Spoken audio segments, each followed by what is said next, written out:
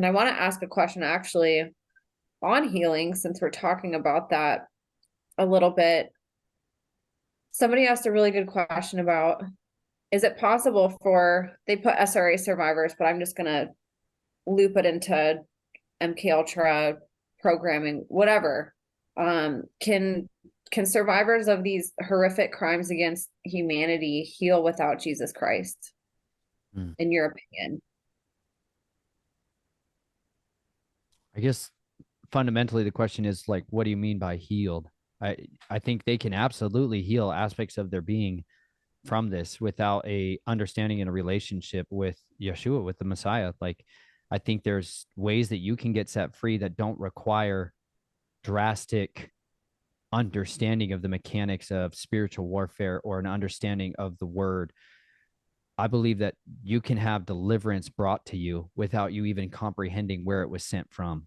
And this is something that I think is critical for people to understand. You don't have to know who he is to know that there is a absolute irrevocable force of love that is working tirelessly to try to set people free. And that desperation to get out, to get peace, is such a gift that was designed into every one of us. Like, it's fundamental that makes us unique.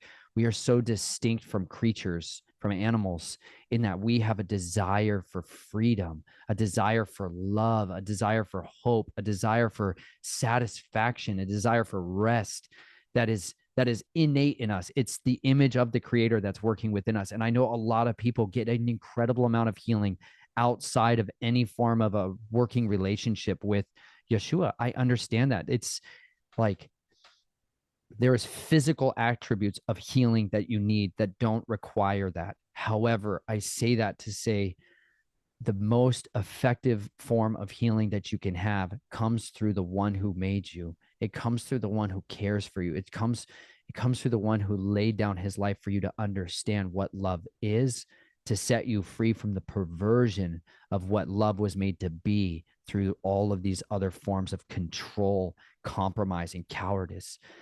He has he has dominion, true authority to derive off all of that other realm of darkness. He has the power to deliver you when you call on him. The reason I'm here today, the reason Emma is able to sit here and have this conversation with me is because I did call on him. I cried out to him. When I was a shepherd on these farms, I could hear the sheep wail. Like, you can hear such a distinction when a shepherd is walking around. Like, I was just a dude walking around a farm, and all of a sudden I would hear a scream from one of the sheep or the goats. The goats were even louder. Like, when you would suddenly hear a scream that was not characteristic of their normal, they talk all the time. They make all kinds of noise. It's ridiculous. It's like an endless cacophony of all kinds of noises. And then all of a sudden, one would cry out, and I literally would go running to save them, to investigate it. I didn't even necessarily have to save them. You just got to know what's going on there. And sometimes they genuinely were injured. Like, there was this time where I heard this just moaning, and it's enough to just make you be like, what the heck is going on?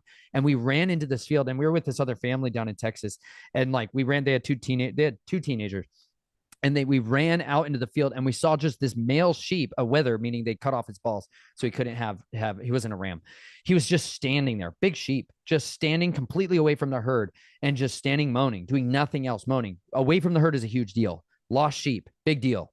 He's standing there moaning, and blood is dripping out his nose. You're like, what the heck is going on? I was able to walk up to him. I carried a shepherd's crook. I would walk up to him and put my shepherd's crook around him and step over the back of him, and I would hold him, pull him close so I could pick up their legs. When a sheep's legs are in the air, it has no other option. It has no plan B. If all it has is flight, and as soon as you lift their legs into the air, they go completely calm.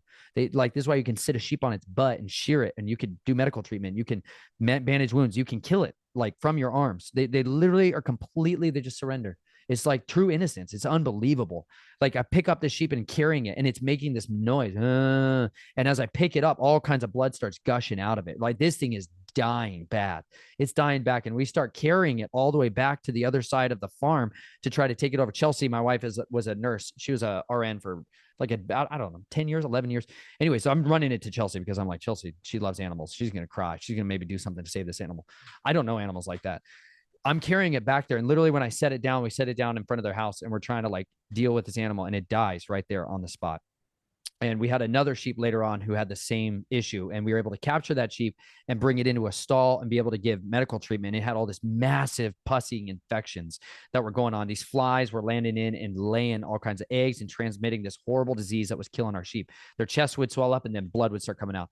But that cry is something that is so unique, and you can hear it, and it rises up out of the noise, the chaos of the everyday life. That is the cry. Like I literally have a video called Cry Out where I tell people like you need to scream. Like you literally need, you've been stuffing for so long all of the screams, all of the rage, all of the anger, all of the depression, the sorrow, the bitterness of soul, like the anguish.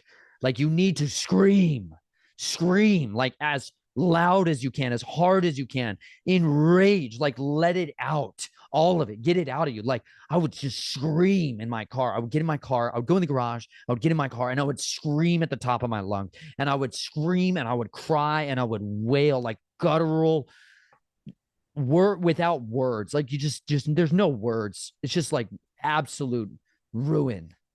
That is heard for through all of creation. No one can silence that scream. That is a scream that the shepherd has been waiting to hear. As soon as the shepherd hears that, he knows their voice. Like if you become one of his children, like you were made to be one of his children, you're not made to be a child of the beast. You were made to be a child of the living Elohim, like the one who loves you, formed you, made you, fitted you together perfectly, knit you together with intimacy and love, like destined you and created you for a purpose, for a destiny that is beyond anything you were ever told. That one who made you, you have the chief shepherd who will oversee your soul, who will look after you, who will come to you, who cares about you, who will comfort you in ways that nobody else can.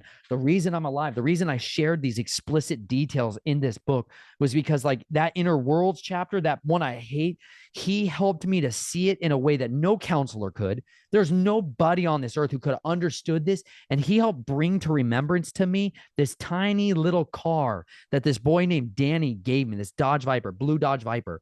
He gave this little car to me during one of these horrible rituals.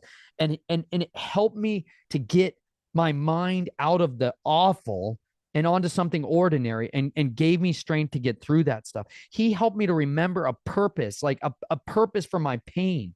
Nobody else could transmute my pain into passion like he could. And so that's why I'm so passionate about his kingdom, because I've never seen, he's not adulterated with corruption. Like he's innocent. He's the only innocent man that's ever been, like truly innocent. Everybody else could have, everybody else.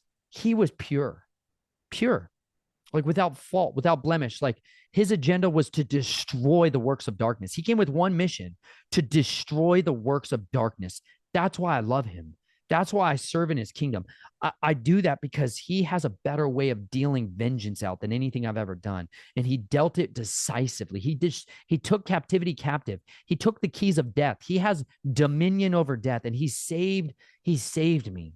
It's a long-winded answer to tell you, I believe, yes, you can get healed in many ways from that. But the true cure for death comes through him. Like the true cure from death comes in faith and confidence in his work of redemption, of deliverance, of the sacrifice that he gave for you to be able to cross this impenetrable chasm between us and our creator, our father who made us with a purpose. No one could cross that bridge because of the utter calamity of chaos that has tainted us and destroyed us. No one could cross that except for one great priest, a bridge builder, who built a bridge to give us access back to our father so we could have a relationship with him again, instead of being cut off and abandoned and forsaken. It's the worst thing to be cut off. I've been systemically cut off from my family, like cut off, financially disinherited. Like my inheritance has been taken from me because I did not compromise on my child's innocence. On one side, I grieve the loss of relationships, But on the other side, I have been adopted into a new family. And if you give up your family, your friends, if you give up everything for his sake, for seeking his kingdom first, he gives it all to you. I have more family now than I've ever known in my life. Like, I have people who actually love me for who I am, not the version of it that I was forced to act like all the time, for who I am. Even though, you know what? I am a monster. I am a monster to the world. I am. I'm a plague on their society. They hate people like me. They hate us fundamentally because we refuse to let them hide in the darkness. I am made to shine a light on every every rock and crevice where this disgusting kingdom operates. And I'm going to continue to shine that light on him because he showed me the light of truth.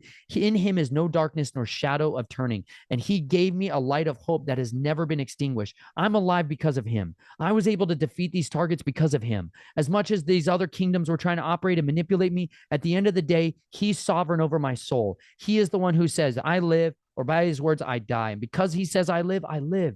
And I'm going to celebrate and I'm going to live and I'm going to rejoice and say, he's offering that same life to you. He's offering you a life of meaning from the misery. He's the only one that can redeem the depths of your darkness for something so pure, so good that it genuinely is the key to set captives free. Wow, that was a beautiful answer.